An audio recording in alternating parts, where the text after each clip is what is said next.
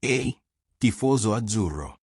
Immagina questo. Il Napoli, che aspettava da tempo un carro armato in area per dare filo da torcere a Osimhen, ora sta pensando di liberarsi della sua grande scommessa estiva prima ancora di Natale. Lorenzo Lucca, il gigante italiano di 2,01 m arrivato per 35 milioni di euro, potrebbe essere pronto a fare le valigie già a gennaio. È la fine di un sogno o una mossa geniale di Conte? Resta connesso, perché questa bomba può cambiare tutto nella corsa allo scudetto. Andiamo ai fatti rapidi. Lucca è sbarcato al Napoli a luglio, proveniente dall'Udinese in prestito per 9 milioni con obbligo di riscatto a 26 milioni, un pacchetto che gridava rinforzo pesante per l'attacco di Antonio Conte. A 25 anni, il ragazzo aveva già segnato 20 gol in 70 partite di Serie A e ben 10 nella scorsa stagione, incluso una tripletta di colpi di testa che lo aveva trasformato nel bomber aereo della Lega. Ma da quando è arrivato in Campania, la luce si è spenta.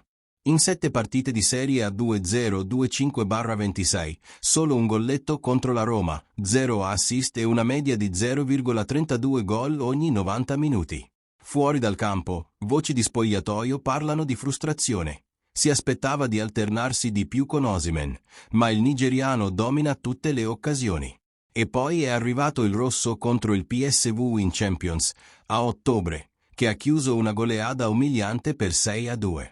Il Napoli è capolista solitario in Serie A con 25 punti in 12 partite, 19 gol segnati, ma fatica in Europa e ha bisogno di stabilità offensiva per la fase decisiva. Ora entriamo nei retroscena di questa telenovela.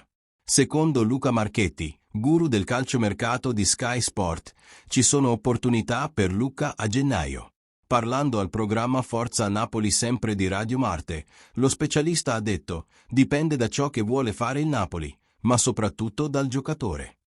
La clausola di riscatto è legata alle sue prestazioni. Se non convince, i termini cambiano. Può essere anticipata o riformulata. Se c'è volontà, la soluzione arriva subito.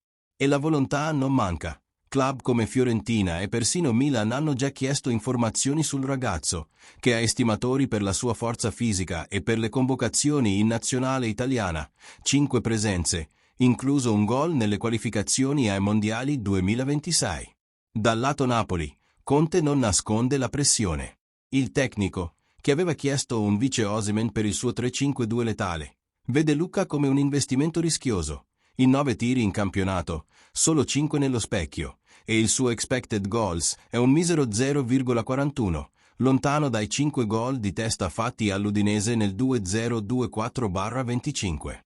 Di Lorenzo, capitano e instancabile terzino destro, ha sbottato dopo il disastro contro il PSV. Abbiamo perso equilibrio e fiducia, ora ci sentiamo fragili. Il presidente Aurelio De Laurentiis, sempre polemico, avrebbe già dato il via libera per trattare, puntando a fare cassa per rinforzi di gennaio come un trequartista creativo. E l'impatto sulle competizioni. In Serie A il Napoli vola, terzo miglior attacco con 19 gol, davanti all'Inter con 18 e alla Juventus con 17, ma dipende da Osimhen, 8 gol, e Kvaratskhelia, 6 assist, per tutto. In Champions, il 6-2 contro il PSV brucia, e con un Lucca instabile la rotazione con Politano e Raspadori diventa fragile. In Coppa Italia, sfida al Cagliari il 3 dicembre, un'eliminazione precoce potrebbe creare caos nello spogliatoio. Lobotka in mezzo, Ramani in difesa e Meret in porta tengono la squadra in piedi, ma senza un piano B in attacco. Il sogno del bis scudetto rischia di svanire. Tatticamente, Lucca doveva essere il jolly perfetto, colpitore di testa naturale, pivot per liberare Kvara e Politano sulle fasce, proprio come Conte usava all'Inter per ribaltare le partite. Ma qui non si è adattato al pressing alto degli azzurri.